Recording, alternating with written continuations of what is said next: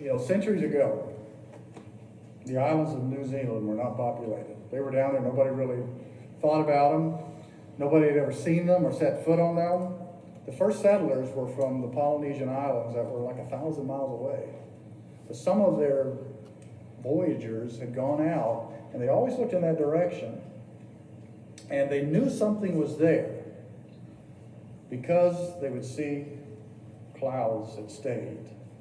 And when clouds stay, that means there's land there. So eventually they set out by faith in just that cloud that they saw so much of. And they discovered and started to populate New Zealand. And they called it New Zealand because New Zealand literally means the land of the long white cloud. The land of the long white cloud. And faith is like a voyage to an unseen land, that you've got all this evidence that it's there. We've got all this evidence in the Word of God.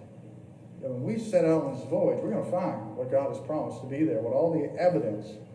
We haven't seen the land itself, but we have the assurance of the thing hoped for, a conviction of something that we haven't seen yet.